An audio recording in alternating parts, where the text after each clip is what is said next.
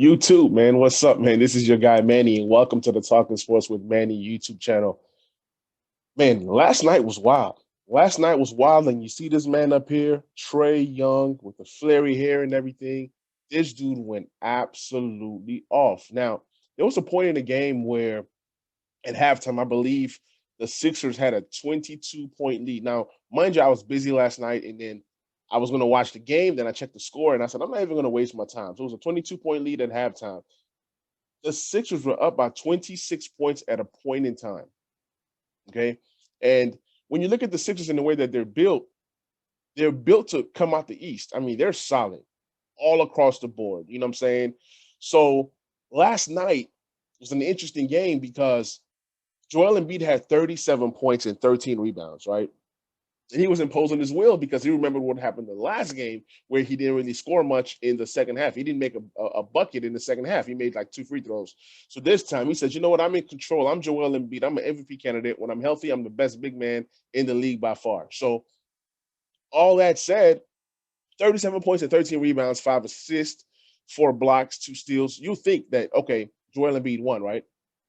Then you get 36 points out of Seth Curry. Seth Curry, not Steph. Seth, 36 points. He was 7 for 12 from 3-point range and 7 rebounds.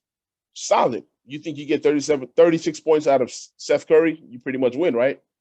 But then you got guys like Tobias Harris, 4 points.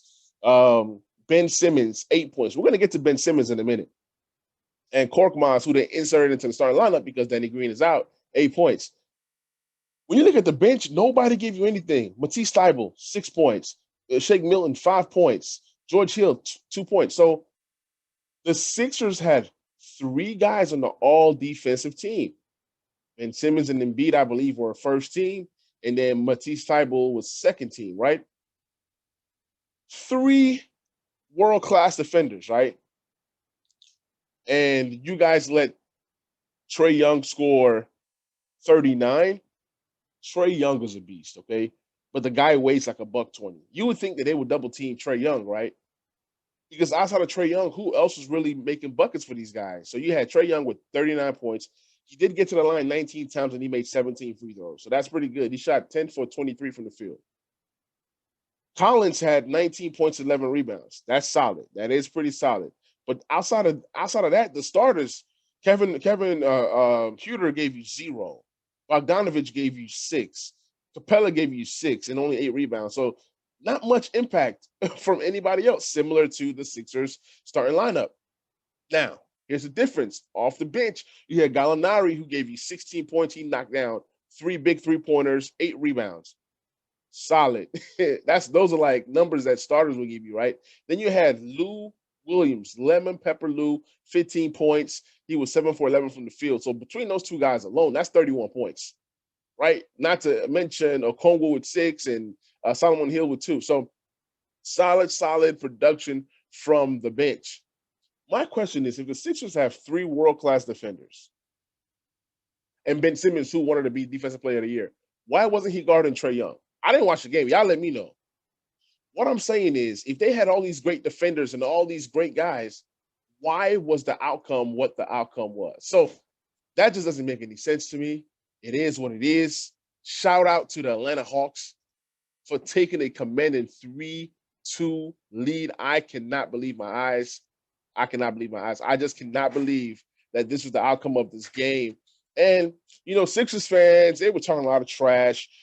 Rightfully so. They should. They deserve to talk trash because the Sixers have been the best team in the NBA this season.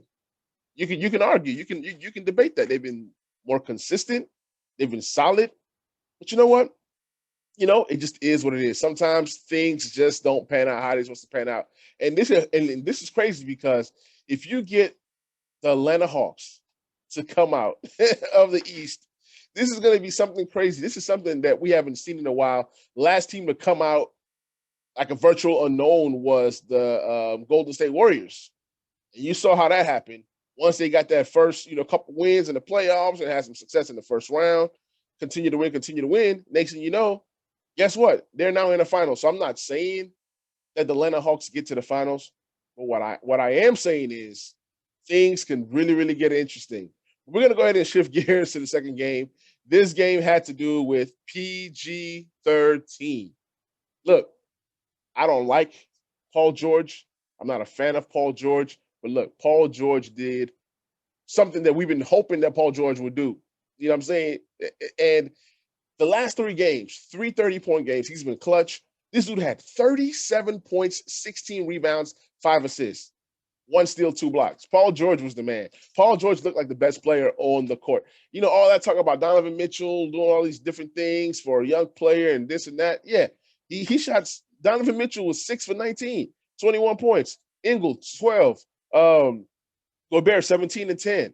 Bogdanovich, 32 big points. He shot 9 for 17 from three. In that first quarter, the Jazz hit 10 threes, and I was thinking, like, you know what, this is going to be a blowout. But on the other side, the Clippers matched them shot for shot. So it just seemed like a game where nobody was playing defense. Nobody was playing defense. Royce O'Neal pitched in with 12 and Clarkson 15.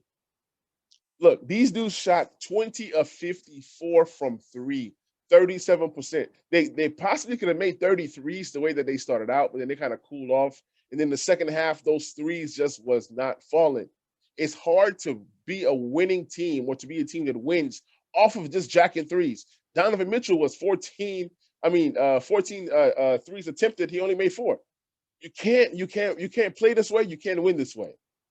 It's fun when it's fun, and then it sucks when it does.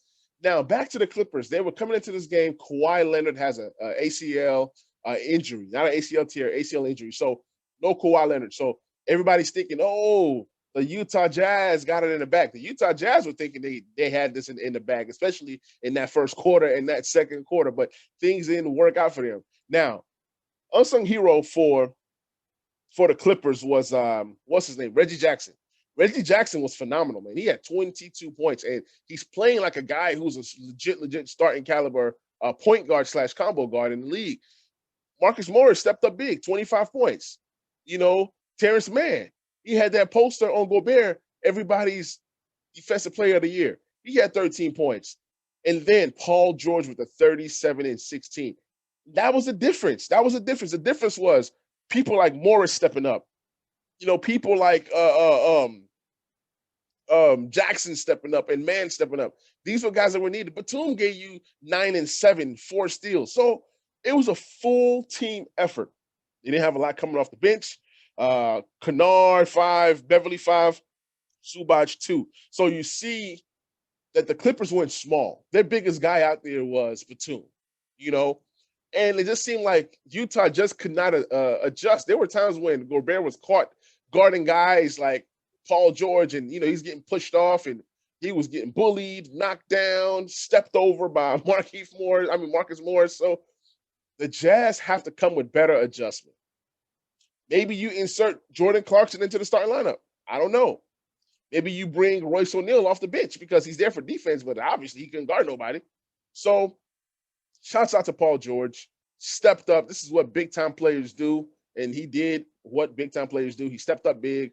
So, hey, Clippers taking that 3-2 lead, headed back to L.A. for Game 6. I will be watching that game to its full entirety. That's going to be a good game. Let's see if the Jazz can bounce back.